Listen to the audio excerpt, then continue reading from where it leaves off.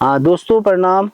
दोस्तों अभी तक हम लोग घनसाली जो सक्रिय वेंटिलेटर है उसके उसको अंजाम तक पहुंचाने की जो हमारी कार्रवाइयाँ हैं वो चल रही है, परंतु लग रहा है कि वातावरण जलवायु परिवर्तन के कारण गुलदार का जो सोचने की शक्ति है वो भी बदल गई है। वो भी हमसे अब 4 गुना अधिक तेज सोचने लगा है। और आप ये लगा लें कि इसके द्वारा जो फर्स्ट किल किया गया था वो 22 जुलाई को था और अब से तब तक 3 महीने का समय गुजर चुका है, परंतु ऐसा गुलदार इतनी लंबी लाइफ में हम लोगों ने भी नहीं देखा जो किसी किल बॉडी पे नहीं आ रहा है। जहाँ पे हम लोग किसी वेट को बांध रहे हैं तो ये समझ जा रहा है कि ये वेट मेरे लिए बांधा गया है, वो उस पे नहीं आ रहा है और नहीं किसी शिकारी दल को दिखाई दे रहा है। हमारे साथ वन विभाग की सारी टीम है और सुमित जो जिनके पास ये पूरा क्षेत्र वन विभाग का है, उन्हीं से पूछ लेते हैं कि आपके द्वारा जो कार्रवाइयाँ की जा रही है इसमें तो क्या क्या आप लोग कर रहे हैं। सुमित भैया, सबसे पहले तो इसके द्वारा जो किल किए गए 3 बच्चों को वो कब कब किया गया? सर पहला किल तो 22 जुलाई को किया गया। अब 9 साल की लड़की थी, उसका नाम पूनम था। ओके। और उस दिन सावन का पहला सोमवार था सर। उसकी मम्मी मंदिर जा रखी थी, तो शाम को जब वो लौटे तो वो लड़की 4 साढ़े 4 बजे के करीबन अपनी चाची के घर आ रखी थी। तो जैसे उसकी मम्मी वापस आती है तो उसकी मम्मी वहाँ से फ़ोन करती है घर से, तो वो अपने घर की तरफ जाती है। तो जैसे ही वो अपने घर मतलब पहुंचने ही वाली थी सर, लगभग 2-4 सेकंड बाद उनका घर पहुंचने वाली थी, तब तक गुलदार अटैक कर लेता है और बच्ची को मार लेते थे। तो उस लड़की का नाम पूनम था। और उसके बाद दूसरी घटना सर, ठीक भौड़ गांव के बगल में 2 किलोमीटर लगभग आगे पड़ता है तीतन गांव। वहाँ पर 3 साल का छोटा बच्चा था और उसका नाम राज था। अपने नानी के घर आया था सर। वैसे वो चमियाला के रहने वाले थे, पर राज अपने नानी के घर आया था यहाँ तीतन गांव में। तो टाइम सर वही था सेम 4 साढ़े 4 बजे के बीच, और वो भी सर घर की तरफ जा रहा था, अपने घर की तरफ, और वहाँ पर भी उस पर अटैक हो जाता है। और फिर गुलदार जो तीसरा जो किल करता है वो मरगांव एक गांव पड़ता है यहाँ ऊपर। तो वो लड़की भी टाइम सेम ही था, 3 से 6 बजे के बीच, 4:30-5 बजे का टाइम था। और उस लड़की का नाम साक्षी था, 13 साल की लड़की थी। हाँ, उसके बारे में तो मैं पहले अपने वीडियोस पे आप लोग दर्शकों को बता चुका हूँ। हाँ जी। अच्छा यार सुमित, आप लोगों की जैसे मैं देख रहा हूँ, मैं चाह रहा हूँ कि मैं तो अपने दर्शकों को बता ही रहा था कि क्या क्या हमारी कार्रवाई है, लेकिन मैं आपके मुंह से भी सुनना चाहता हूँ कि आप लोग क्या क्या कार्रवाई कर रहे हैं। आपके पास कितने ट्रैप कैमरे लगे हुए हैं, कितने आपके पास आपने पिंजरे लगा रखे, और क्या क्या कार्रवाई आप लोग कर रहे हैं, मतलब विभाग की तरफ से। बाकी शिकारियों की तरफ से की कार्रवाई तो मैं बता दूंगा जी। तो सर हमारे तो पहले लगभग 3 हमने पिंजरे लगा रखे हैं। एक तो महर गांव में ही लगा रखा, एक नीचे घणात गांव पड़ता है वहाँ लगा रखा है, और एक आगे अंथवाल गांव पड़ता है कठोड़ के ऊपर, वहाँ लगा रखा है। और सर 20 कैमरे ट्रैप हमने लगा रखे हैं जगह जगह, जहाँ हमें गुलदार के स्क्रैच वगैरह मिले हैं, उसके स्कैट मिला है सर।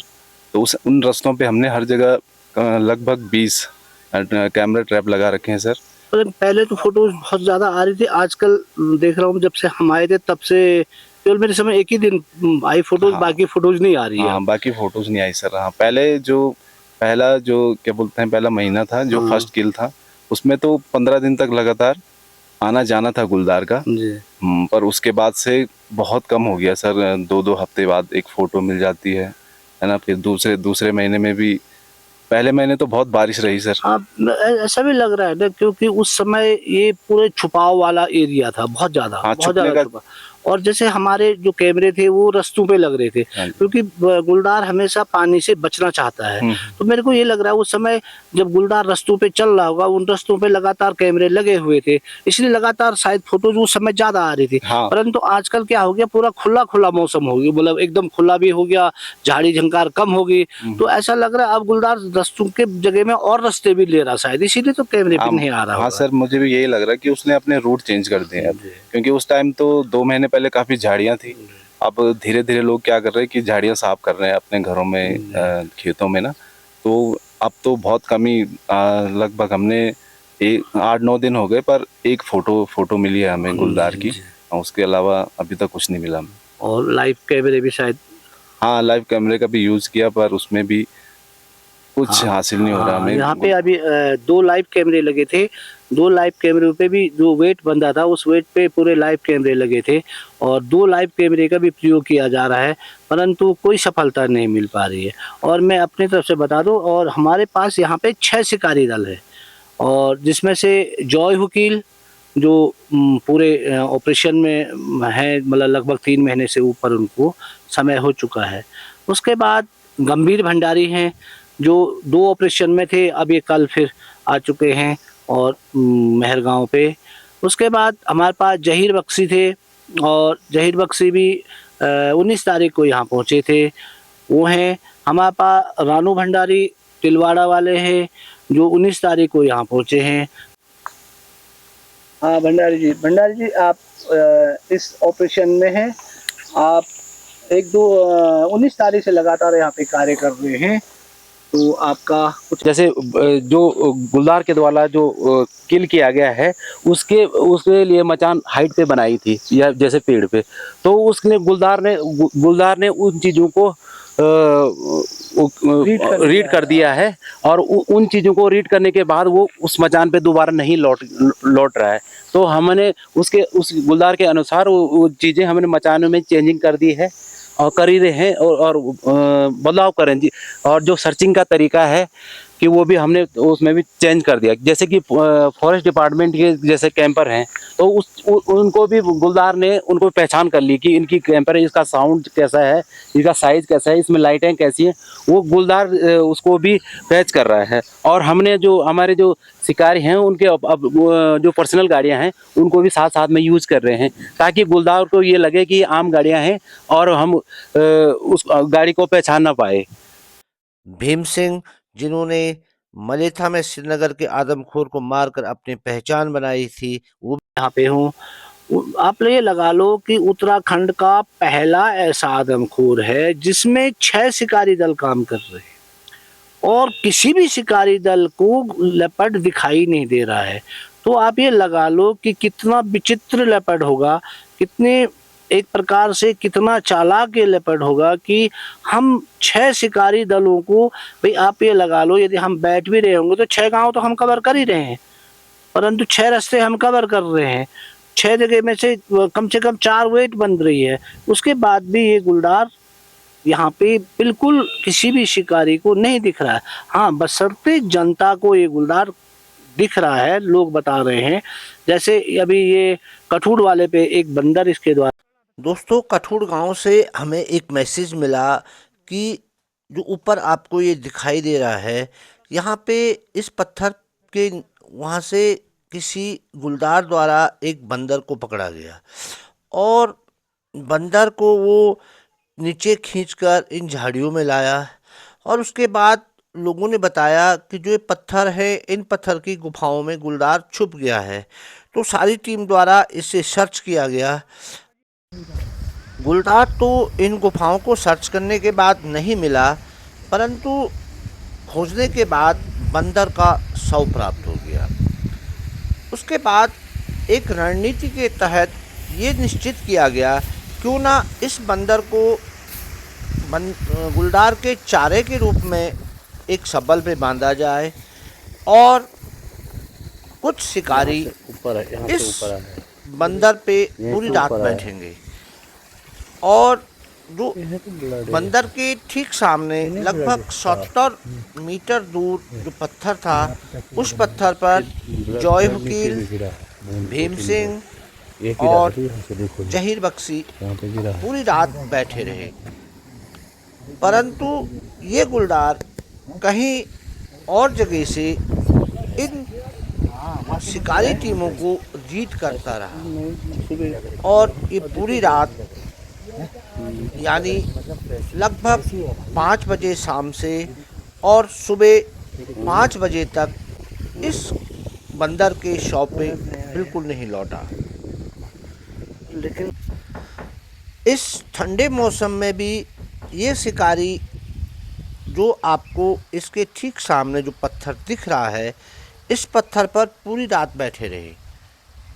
परंतु ये गुलदार इतना चालाक था कि ये कहीं से इस शिकारी दल को रीड कर रहा था, और जब ये शिकारी दल सुबह उतरा तो उसके बाद ये गुलदार आकर इस बंदर को लगभग 6 बजे पूरा खा गया। तो आप लगा लो ये गुलदार कितना चालाक, कितना अनुभवी होगा।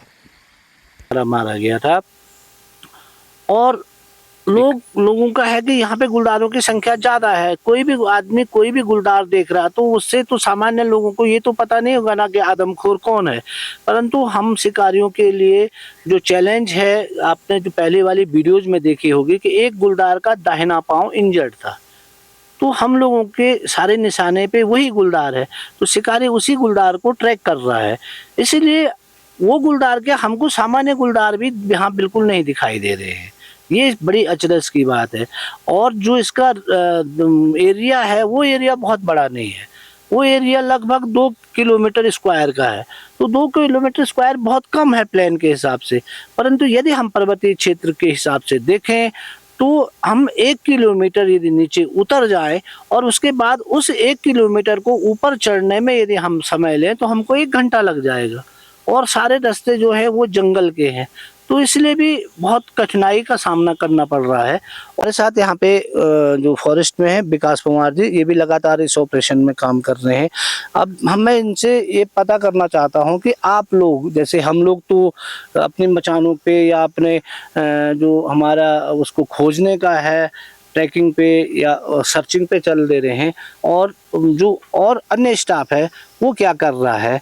विकास कुमार आप बताएं तो। जी सर, एक तो हमारे द्वारा जो पैडिंग बनाई जा रही है उसकी तो एक कंटिन्यू वॉचिंग की जा रही है। ओके। उसमें पंजे पड़ रहे हैं नहीं पड़ रहे हैं, यानी मतलब आपने जो पैड बनाई है उसको सुबह चेक किया जा रहा है। जी। और स्केट की ढूंढ की जा रही है, और जो कैमरा ट्रैप है कंटिन्यू सर्च किए जा रहे हैं, मतलब कि उसका कंटिन्यू मॉनिटरिंग की जा रही है। ड्रोन इस क्षेत्र में उड़ाए जा रहे हैं। इसमें तो ड्रोन से भी खोज की गई है। जी। और सर ये जो लाइव कैमरे हैं उसके थ्रू भी हम मतलब गुलदार की सर्चिंग कर रहे हैं। नाइट पेट्रोलिंग हो रही है। टीम को 4 भागों में डिवाइड कर रखा है, ABCD सब टीमों को कार्य डिवाइड कर रखा है। तो इस तरह की सारी गतिविधियां की जा रही हैं। और मैं देख रहा था कुमार जी कुछ बचाव के लिए पोस्टर और वो भी शायद लगे हैं।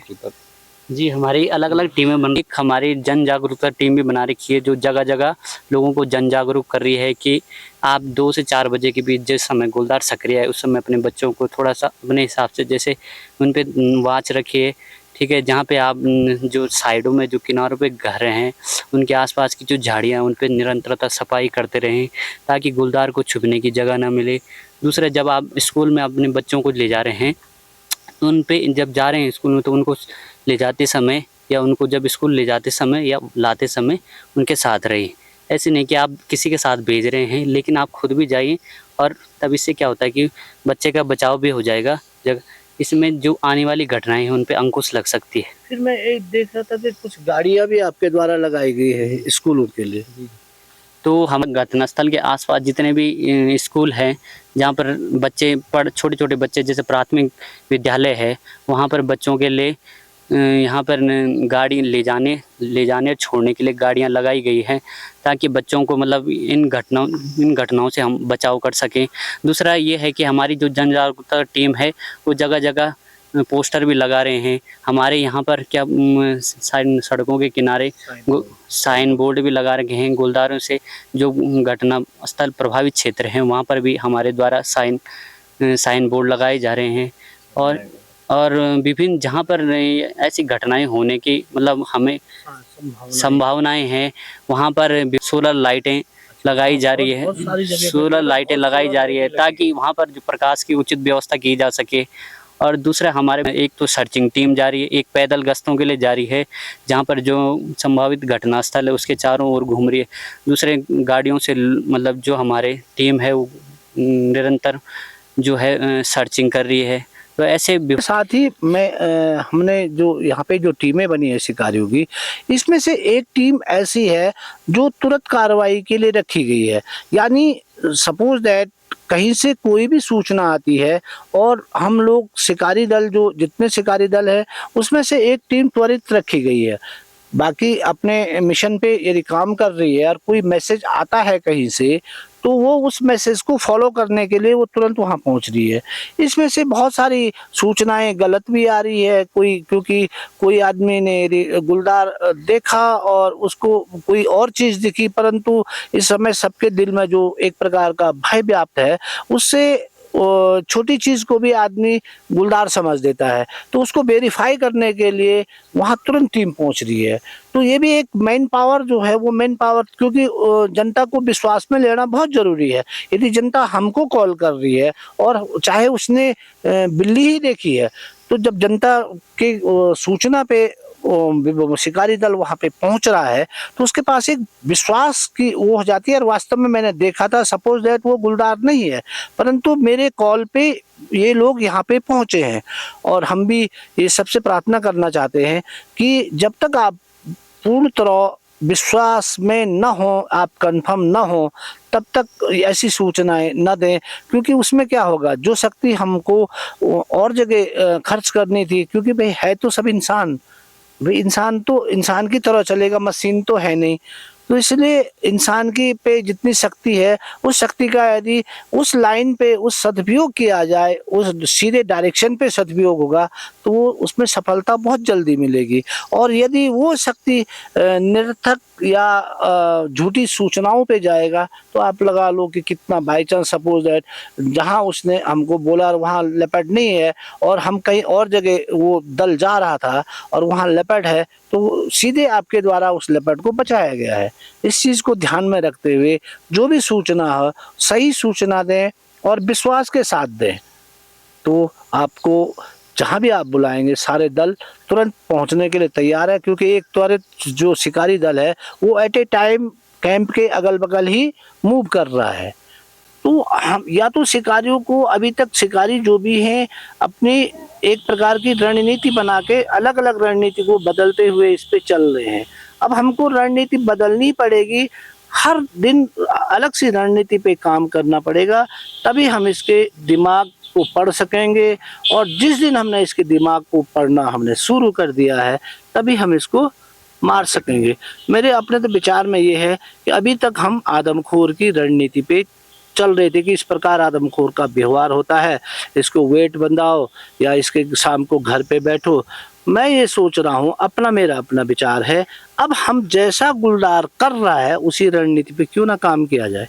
भाई ये दिन में वर्क कर रहा है तो हमको वेट भी दिन ही में बनवाने चाहिए, में बनवाने चाहिए, क्योंकि जैसा हाँ टाइमिंग देख रहे हैं ना सर हम 2-3 महीनों से लगातार, तो ये 3 बजे से और 7 बजे के बीच में गांव की तरफ चले जाता है। और जो ये इसने किल भी किए हैं वो 3 और 5 बजे के बीच में ही किल किए हैं सर।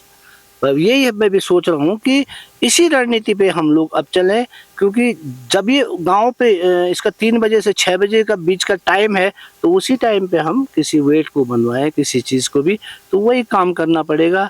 यानी हमको इसके दिमाग को पढ़ना पड़ेगा, तभी हम सफल हो सकते हैं। और देखें दोस्तों कितना और समय लगता है, हम तो ईश्वर से प्रार्थना करते हैं कि जल्दी जल्दी से जल्दी मारा जाता तो हम लोग भी दिवाली मनाने के लिए सारा स्टाफ बेताब था, परंतु क्या करें, यदि टाइम लगेगा तो सबकी दिवाली इस समय खट्टी हो जाएगी। तो ईश्वर से भी प्रार्थना है कि बहुत जल्दी मारा जाए और खुशी खुशी ये लोग भी अपनी दिवाली मनाएं।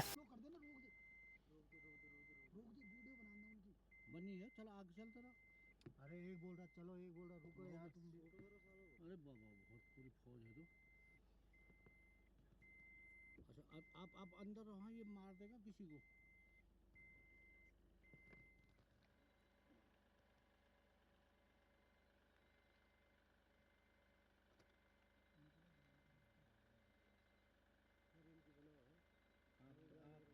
आँख बंद कर दी तुमने, उनको फांसी जाएंगे।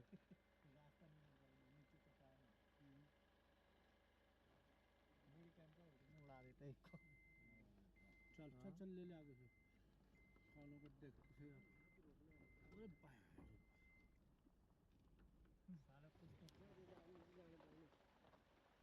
लाइट मार उन पे, मुझे फौज देखनी चाहिए ना, ये फौज पूरी। दोस्तों मैं आपको एक ऐसे बच्चे से मिलाता हूँ जहाँ पे पहली घटना हुई है। वहीं पर इस बच्चे पर आज से 4 साल पहले यहाँ पे गुलदार द्वारा हमला किया गया था। सर मेरा नाम गौरव है। मैं 9th में पढ़ता हूँ अभी। आपके साथ गुलदार द्वारा ये घटना कब की गई होगी?